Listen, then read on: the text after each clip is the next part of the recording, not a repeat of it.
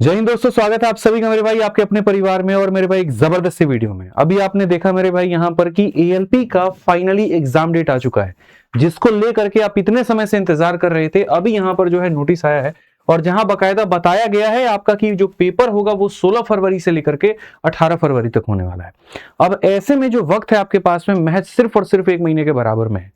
तो इस 1 महीने में मेरे भाई क्या रणनीति आपकी होनी चाहिए, किस तरीके से आप यहाँ पर पढ़ाई करेंगे, किन सब्जेक्ट्स के ऊपर में ज्यादा ध्यान देंगे, या पूरे मॉर्निंग से लेकर के शाम तक सोने तक का शेड्यूल आपका क्या होने वाला है, ये सारी बातें आज हम इस वीडियो के अंदर में चर्चा करने वाले हैं। वो गलतियां जो मेरे भाई अमूमन यहाँ विद्यार्थी सबसे अंत समय में करते हैं और जिसके कारण होता हुआ सिलेक्शन भी रुक जाता है, उसके ऊपर में भी हम मेरे भाई चर्चा करेंगे। तो वीडियो को शुरू से लेकर के अंत तक देखिएगा और सारी बातों को समझिएगा। सबसे पहले मेरे भाई आपके इस परीक्षा को लेकर के हम बात करें तो मेरे पास में पूरा मेरे भाई यहाँ पर खांचा है और बहुत तरीका से अंतिम 30 दिनों की रणनीति के माध्यम से हम आपको सारी बातें बता देंगे। ठीक है, तो यहाँ पर सबसे पहले बात करते हैं। तो आपका जो ये परीक्षा है मेरे भाई, इसकी जब घोषणा हुई थी, नोटिफिकेशन आया था, वो 11 अप्रैल 2025 में आया था और उसके बाद में फाइनली अब फरवरी में आपका पेपर होने वाला है। तो अच्छा खासा इन्होंने समय ले लिया मेरे भाई, लेकिन फिर भी पहले के मुकाबले ये इसको ठीक तब मानेंगे। ठीक है, जब आपका पहले क्या होता था, कई सालों के बाद में वैकेंसी आती थी और अब जो है ये रेगुलर हो चुका है, तो उस मुकाबले में हम इसको ठीक मान ही सकते हैं, कोई दिक्कत नहीं है। अगर हम यहाँ पर बात करें पेपर को लेकर के, तो आप जरा यहाँ समझिए, पहले 2024 में जब वैकेंसी आई थी तो वो 18,799 थी। ठीक है, क्योंकि लंबे अरसे के बाद में ये वैकेंसी थी, लेकिन उसके बाद रेलवे ने कहा कि हर साल हम अपना एनुअल कैलेंडर निकालेंगे और वहां पर जो है इस बार 2025 में जो वैकेंसी है इसके बिहाफ पे वो 9,970 है। हालांकि सीधा 50% है, लेकिन अगर हर एक साल 10-10 हजार के करीब में वैकेंसी आते रहे तो बच्चों के लिए नुकसान की बात यहाँ नहीं, जबकि एक गोल्डन अपॉर्चुनिटी है। जैसे आपको पता है कि आपका पेपर का जो पैटर्न है वो कुछ इस प्रकार है कि सबसे पहले आप सीबीटी 1 देंगे, फिर उसके बाद में आपका मेंस का पेपर होगा जिसके आधार पर मेरिट बनेगी आपकी। ठीक है, और इसमें मेरे भाई पेपर जो होंगे कुछ क्वालिफाइंग भी होंगे, पार्ट बी सॉरी जो पार्ट ए होगा वो उसके ऊपर मेरिट बनेगा और जो पार्ट बी होगा वो क्या होगा, क्वालिफाइंग होगा। इसके बाद में आपका सीबीएटी का मेरे भाई यानी साइको टेस्ट होगा जो सिर्फ एएलपी वाले भाइयों के लिए होगा और फिर बाद में डॉक्यूमेंट वेरिफिकेशन, मेडिकल एग्जामिनेशन करके आपको अपनी नौकरी दे दी जाएगी। तो लगभग ये सारी बातें तो आप जानते ही हैं। ठीक है, इसमें मेरे भाई यहाँ पर कोई बात छुपी हुई नहीं है। इनफैक्ट आप ये भी जानते हैं कि जो सेफ स्कोर है कहीं ना कहीं 2024 के रिजल्ट के आधार पर वो कुछ इस प्रकार है कि युवा कैटेगरी के लिए जो सबसे सेफ स्कोर माना गया वो 45 से लेकर 55 माना गया, ओबीसी में जो माना गया वो 40 से 50 माना गया और एससी एसटी के लिए 35 से 45 माना गया। नोट में लिख भी दिया गया कि बिलासपुर जैसी हाई जोन में कट ऑफ ज्यादा थी, जबकि सिल्लीगुड़ी में मेरे भाई यहाँ पर कम थी। तो ये रेंज लगभग आपको यहाँ पर दे दिया गया कि आपका सेफ स्कोर मेरे भाई यहाँ पर है और ये जोन वाइज अलग अलग जोन में वेरिएशन करता है। कहीं पर कट ऑफ कम होती है, कहीं पर ज्यादा होती है, बच्चों के डिमांड के हिसाब से यहाँ पर ये चीजें जो है वो रहती हैं। ठीक, ये सारी बातें लगभग आपको पिछली बार की पता है। इनफैक्ट आपको ये भी पता है कि रीजनिंग में कितने क्वेश्चन आते हैं, तो 25 मैथ के कितने होते हैं, तो 20 साइंस के होते हैं, 20 और जीके के होते हैं 10। इसमें ज्यादा फोकस बच्चों को रीजनिंग और मैथ्स पे करना होता है। अगर इतना आपने कर लिया तो 20 और ये 25 मेरे भाई 45 यही हो जाएगा, तो आप क्वालिफाइंग वाले जोन में ऑटोमेटिक ही घुस जाएंगे। ठीक है, अब बात आती है जो चीज पता है वो ठीक है, जो नहीं पता वो क्या है और उसके ऊपर में काम कैसे करना है। जब आपके यहाँ पर 4 विषय हैं तो उन 4 विषयों में कौन सा टॉपिक ऐसा है, मैथ्स का जो सबसे ज्यादा टॉपिक इंपॉर्टेंट है, रीजनिंग का कौन सा टॉपिक ऐसा है जो सादा मेरे भाई यहाँ महत्वपूर्ण है, क्या पढ़ना है, कैसे पढ़ना है, यहाँ से वो मेन चर्चा हम शुरू करेंगे। सबसे पहले बात करते हैं मैथ्स को लेकर के। तो देखिए आपके पास में यहाँ जो वक्त होने वाला है वो काफी कम होने वाला है और अगर आप 2 विषय मैथ और रीजनिंग में अगर 100% स्कोर कर लेते हैं और बाकी में थोड़ा स्कोर कम भी रहता है तो आपके सिलेक्शन की संभावना बढ़ जाती है। अब ऐसे में सिर्फ 1 महीना बचा हुआ और इस 1 महीने के अंदर में मैथ्स का कौन सा टॉपिक आपके लिए इंपॉर्टेंट है, तो वो है सबसे पहले नंबर सिस्टम और मेरे भाई बोर्ड मार्क्स, क्योंकि इनमें कैलकुलेशन अच्छा खासा होता है और मेरे भाई फोकस जो एलपी के पेपरों में होता है वो कैलकुलेशन पर होता है, तो ये आपको थोड़ा पढ़ के ज्यादा जाना चाहिए। इसके अलावा टाइम एंड वर्क हो गया, पाइप सिस्टम हो गया, मतलब ये अरिथमेटिक वाला पूरा का पूरा भाग, percentage, profit loss, SI CI, ठीक है, टाइम एंड वर्क, इनके ऊपर में ज्यादा फोकस होता है। टाइम स्पीड डिस्टेंस के रेशियो प्रोपोर्शन एलिगेशन के क्वेश्चन जो होते हैं वो थोड़े कम होते हैं, तो उनके ऊपर थोड़ा कम भी ध्यान देंगे तो आपका चलेगा। इसके अलावा एडवांस का इकलौता टॉपिक मेंसुरेशन, जिसके ऊपर क्वेश्चन आना ही आना है और वो फॉर्मूला बेस्ड क्वेश्चन आना है क्षेत्रमिति के ऊपर में, तो ये आपको पढ़ करके मेरे भाई जाना है, इस बात को ध्यान रखिए। इसके अलावा जब पेपर के लिए आप अभी से मॉक टेस्ट देना शुरू करेंगे तो उनमें एक चीज अपने दिमाग में बिठा लीजिएगा कि जो मुश्किल सवाल है, टफ क्वेश्चन है या जो लेंदी क्वेश्चन है, उसको शुरू में स्किप करके चलिए और उसको मेरे भाई अंत के लिए छोड़ दीजिए।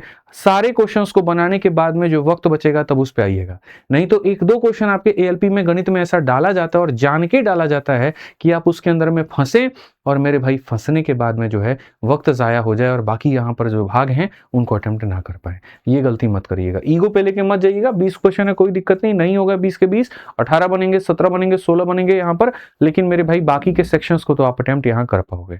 अगर आपको किसी भी टॉपिक में किसी प्रकार की दिक्कत होती है तो देखिए अंत समय तो अभी ऐसा ही है कि उसका रिवीजन ही किया जा सकता है।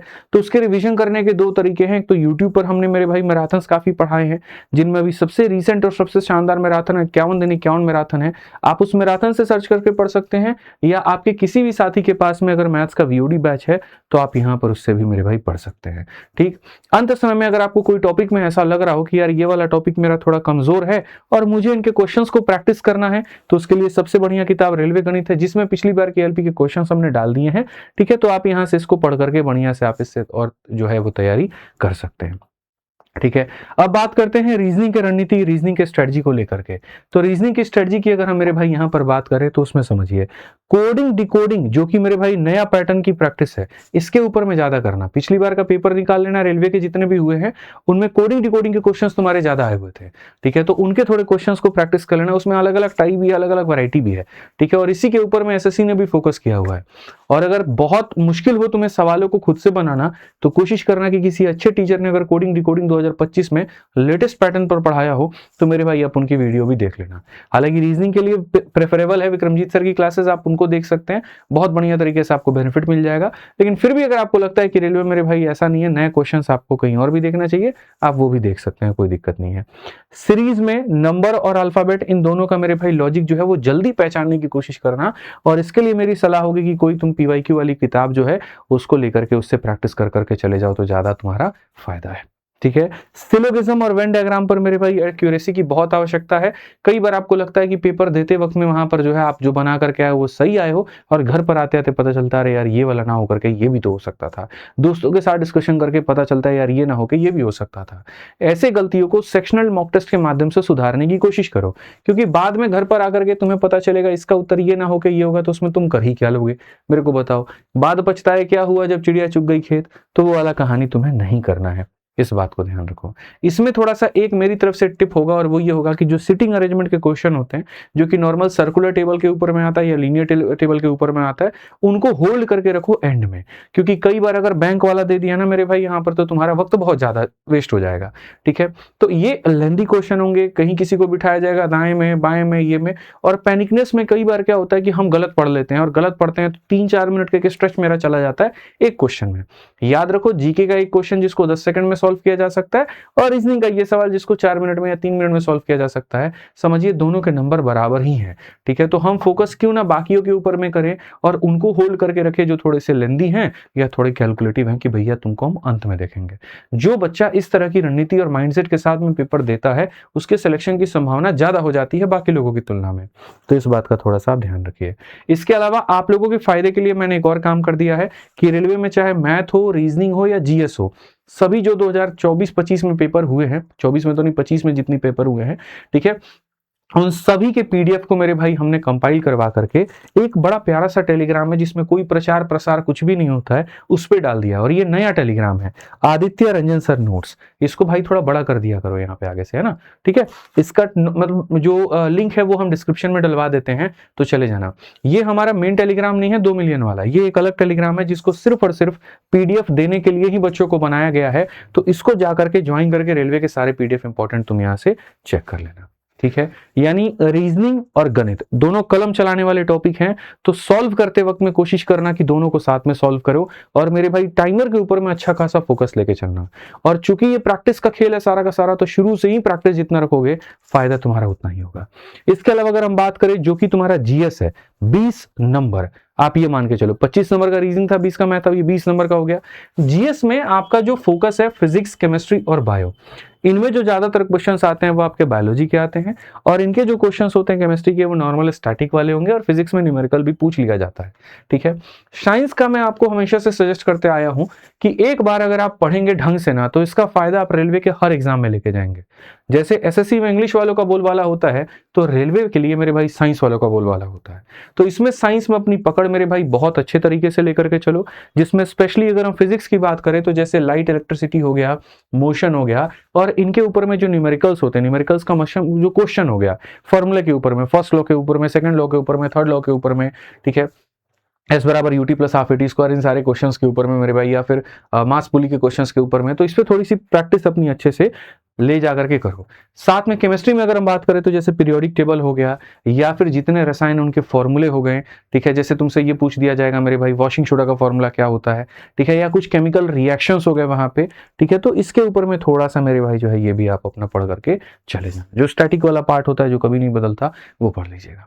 और बायोलॉजी में तो मेरे भाई पता ही है, विटामिन से क्वेश्चन आएगा ही आएगा, या फिर बीमारियों के ऊपर में क्वेश्चन आएगा, किस विटामिन की कमी से कौन सी बीमारी हो जाती है, ठीक है, या फिर कहीं ना कहीं मेरे भाई पूरे आपके बॉडी के संरचना के ऊपर में क्वेश्चन हो सकता है, नसों के ऊपर में, हार्ट के ऊपर में, चैम्बर के ऊपर में। तो ये वाला भाग जो है बच्चों बढ़िया तरीके से पढ़ के जाना, ठीक है। और इनको भी बढ़िया से तुम फायदा उठा सकते हो। रोज के रोज टारगेट बना लो 2 से 3 सेट, कि भैया रीजनिंग का 1 सेट हमको लगाना है, मैथ का 1 सेट हमको लगाना है, और जीएस के हमको 2 सेट लगाने हैं। कहीं पर टेलीग्राम पे क्विज भी चल रहा हो तो क्विज के माध्यम से दो, क्योंकि जीएस इकलौती ऐसी चीज है जो जितना ज्यादा प्रैक्टिस में लेके आओगे याद उतना रहेगा। तुम रटने की कोशिश करोगे वो तुमसे दूर भागेगा। प्रैक्टिस करते रहो ज्यादा से ज्यादा, ठीक है, रिकॉल करते रहो। अंत में जो है वो मेरे भाई तुम्हारा जीके, जीएस और करंट अफेयर है। मेरे भाई इनका वेटेज तो कम है 10 नंबर का, और सवाल भी आलतू फालतू के पूछे जाते हैं, तो इनके पीछे का दीवानगी बहुत ज्यादा मत रखना। क्योंकि मैंने एक बच्चे को देखा था पटना में ही मेरे भाई, मुझे जहां तक याद है, उसको पागलपन था, एक भूत सवार था कि हम मास्टर का भी करंट अफेयर देखेंगे, उसको भी देखेंगे, उसको भी देखेंगे। पता चला उस साल करंट अफेयर में आई तो 2 क्वेश्चन थे। उतना फोकस अगर उसने करंट अफेयर के जगह पर मेरे भाई जीएस पर कर लिया होता, मैथ्स में कर लिया होता, या रीजनिंग में कर लिया होता, तो शायद उसके सिलेक्शन की संभावना बढ़ जाती, ठीक है। तो ये मेरी एक छोटी सी सलाह होगी वहां पर कि जिनके वेटेज कम होते हैं उनको ज्यादा इज्जत नहीं दिया जाता है, ज्यादा फोकस नहीं किया जाता है। मैं मना नहीं कर रहा हूं, मैं ये नहीं कह रहा हूं तुम पढ़ना छोड़ दो, मैं कह रहा हूं पढ़ करके जाओ, लेकिन सिलेक्टिव टॉपिक पढ़ के जाओ, गहरा अध्ययन मत करो, पंडित मत बनो इसके अंदर में। वो सिलेक्टिव टॉपिक क्या है, तो करंट अफेयर में पिछले 6 से 8 महीने का करंट अफेयर पढ़ के जाओ। किस्मत अच्छी फंसेगा, नहीं अच्छी कोई बात नहीं, बाकी सेक्शन तो है परफॉर्म करने के लिए। उन 6 से 8 महीने के अंदर में साइंस और टेक वाला भाग ज्यादा पढ़ के जाना, क्योंकि तुम्हारे में साइंस का वेटेज ज्यादा है। जैसे इसरो ने क्या किया, डीआरडीओ ने क्या किया, कौन सा नया इन्वेंशन बनाया तो उसका नाम क्या था, प्रकरण क्या था, खोजकर्ता कौन थे। इसके अलावा मेरे भाई जो प्राइज आपका हो गया, ठीक है, कि नोबेल पुरस्कार किसको मिला, किस क्षेत्र में मिला, थोड़ी सी जियोपॉलिटिक्स के बारे में यहाँ पर इन चीजों का, ठीक है। अपने जो राज्य हो गए उनके त्योहार के बारे में पढ़ के जाओ, ठीक है। यहाँ पर नेशनल पार्क पढ़ के जाओ, जैसे राजा जी नेशनल पार्क कहाँ पे है, ठीक है। और ये सारी बातें आपको पढ़ के जानी है। और यहाँ टाइम लिमिट रैली का फिक्स कर दो कि आधा से लेकर के 1 घंटा तक मुझे अपना वक्त इसके ऊपर में देना है, और बढ़िया तरीके से मेरे भाई यहाँ पर जो है हमें फोकस करना है, ठीक है। कुल मिलाकर के एक सटीक दिनचर्या की जब हम बात करते हैं तो मैंने आप लोगों के लिए वो भी बना दिया है, ठीक है, कि सुबह में मेरे भाई 3 घंटा एकदम बढ़िया, जो हार्ड आपके सब्जेक्ट हो गए जैसे मैथ्स हो गया, रीजनिंग हो गया, वो करिए। करंट अफेयर का रोल आपका ज्यादा होता, जीके जीएस का रोल ज्यादा होता, तो फ्रेश माइंड में सुबह सुबह हम याद करने की चीजों को आपको रेकमेंड करते हैं। लेकिन अलग बीमारी का अलग इलाज होता है, आपका पेपर का पैटर्न अलग है, उसमें यहाँ पर इनका रोल ज्यादा है। तो सुबह की फ्रेश माइंड में हम ये चाहेंगे कि आप इन विषयों को ज्यादा तवज्जो दीजिए। या तो सुबह के 3 घंटे आप मैथ रखिए, या फिर 2 घंटे का रीजनिंग और 1 घंटे का करंट अफेयर रख सकते हैं। वो आपके चुनाव के ऊपर में है कि जैसे करें। मेरी सलाह सुबह के 3 घंटे मैथ्स पढ़ना और क्वेश्चन की प्रैक्टिस करना, पढ़ना और प्रैक्टिस करना, कलम चलाने वाला काम करिए। उसके बाद में दोपहर के 2 घंटे आप बढ़िया तरीके से एक फुल लेंथ मॉक टेस्ट दीजिए। 60 मिनट का मॉक टेस्ट होगा, 60 मिनट की एनालिसिस होगी। इस बात का ध्यान रखिए कि 1 घंटा हमको मॉक देना है और 1 घंटा अपने सारे कमियों के ऊपर में काम करना है। अब बोलोगे सर ये कैसा शेड्यूल है कि यहाँ पर जो है तुरंत यहाँ मॉक लेकर के आ गए। मेरे भाई मैंने अक्सर ये देखा है कि एएलपी वाले छात्रों में जब मैं ये कहता हूं कि तुम रात को बैठ करके मॉक टेस्ट देना, तो 10 में से मेरे भाई 4 बच्चे 5 बच्चे मॉक देते हैं, 5-6 बच्चे मॉक नहीं देते हैं, ठीक है। उसका नुकसान यहाँ पर क्या होता है कि प्रैक्टिस छूट जाती है और पेपर में गलतियां होती हैं। अब अंतिम के 1 महीने बचे हैं, कितना भी कोशिश कर लो कुछ नया पढ़ने का, रफ्तार तुम्हारे अंदर नहीं है तो पेपर खराब होगा ही होगा। तो सुबह में प्रैक्टिस कर लिए, दोपहर में मॉक दे दिए। अब उसके बाद में आधा दिन तुम्हारा बचा हुआ है। अब उस आधे दिन के अंदर में फिर अपना जो है रीजनिंग का पढ़ाई करो और बाकी अपना मेरे भाई यहाँ पर जीएस का पढ़ाई करो। अब ये तुम अपने हिसाब से बांट लो कि तुरंत इसके बाद में फिर से रीजनिंग लेकर के बैठ जाना है, या इसके बाद में करंट अफेयर लेके बैठना है, या इसके बाद में जीके जीएस लेके बैठना है, ठीक है। तो बाकी के आधा भाग में देखो, सुबह के भाग में मैथ के बाद में मेरे भाई यहाँ पर मॉक टेस्ट के बाद में रीजनिंग, जीएस, करंट अफेयर, ये वाला पार्ट अपना मेरे भाई यहाँ पर रख लेना कि सुबह सुबह ही तुम्हें एक फीलिंग आ जाए कि आज हमने कमा लिया भाई, आज हमने बहुत बढ़िया काम कर लिया यहाँ पे, ठीक है। इस तरीके से लेकर के चलोगे तो बेनिफिट तुम्हें यहाँ पर ज्यादा मिलेगा, ठीक है। इस बात को यहाँ पर ध्यान रखो। उसके अलावा मेरे भाई यहाँ पर ये 3 स्टेप एनालिसिस रूल जरूर बना करके चलो कि पहला स्किप कर करके आगे बढ़ना है, दूसरा मॉक देते वक्त में जो सिली मिस्टेक्स होते हैं उसको नोट करके उनके ऊपर में काम करके जाना है, और तीसरा सबसे महत्वपूर्ण भाग, अटेम्प्ट से ज्यादा फोकस एक्यूरेसी के ऊपर में करना है कि मेरे भाई ये क्वेश्चन ज्यादा नहीं बनाना, क्योंकि नेगेटिव मार्किंग 1/3 का, हमें यहाँ पर एक्यूरेसी पर जो है वो ज्यादा काम हमें करना है, इस बात को ध्यान दो, ठीक। बाकी कुछ अंत समय की बातें जो बड़े भाई होने के नाते बताऊंगा, और वो ये, ठीक है, कि क्या करना है और क्या नहीं करना है। लेकिन इसके पहले कहूंगा कि इस चैनल को सब्सक्राइब कर दीजिए, क्योंकि ये चैनल सिर्फ और सिर्फ मेरे भाई आपके मोटिवेशन, आपके गाइडेंस के लिए बना हुआ है, और इसका उद्देश्य पहले दिन से रहा कि बच्चों को उनके पेपर के लिए गाइड किया जाए, उनको समझाया जाए, उनको बताया जाए, उनकी पढ़ाई में मदद की जाए, ठीक है। तो ऐसे चैनलों को कभी छोड़ा नहीं करते जो आपके हित के लिए ही बनी हो वहां पे, तो इसका पूरी तरीके से फायदा उठाइए और मेरे भाई यहाँ सब्सक्राइब कर लीजिए। अब करना क्या क्या है, तो रोज एक मॉक टेस्ट लगाना है, 30 दिन 30 मॉक टेस्ट, ध्यान रखो। इसके अलावा प्रीवियस ईयर क्वेश्चंस पे मेरे भाई बढ़िया तरीके से पकड़ बना लेनी है, स्पेशली यहाँ पर साइंस के ऊपर में, ठीक है। वो मेरे भाई आपका थोड़ा सा रिपीट होता है तो देख लीजिएगा, और रीजनिंग में सिटिंग अरेंजमेंट और कोडिंग डिकोडिंग वाले भाग को। उसके अलावा कैलकुलेशन स्पीड बना करके चलिए, और इसके लिए टेबल सारे स्क्वायर स्क्वायर क्यूब क्यूब सब यहाँ पर याद करके चलिए, और साथ में नींद के साथ में खिलवाड़ मत करिएगा। अंत समय में अगर थोड़ा बहुत भी बीमारी इधर उधर हो गया तो सारे लेने के देने पड़ जाएंगे, अप्रैल से लेकर के अब तक का इंतजार आपका बहुत महंगा पड़ जाएगा, ठीक है। क्या नहीं करना है, जिसको मेरे भाई बहुत अच्छे से आप जानते हैं, लेकिन फिर से आपके कान में ये बात डाल देता हूं, रील से, वीडियो से, टाइम वेस्ट से, नींद से, दोस्ती यारी से, मूवी से, सिनेमा से अपने आप को परहेज जितना कर सकते हैं उतना करिए। अंतिम के 30 दिनों में अगर कोशिश कर सकते हैं तो अपना सोशल मीडिया को डीएक्टिवेट करके रख दीजिए।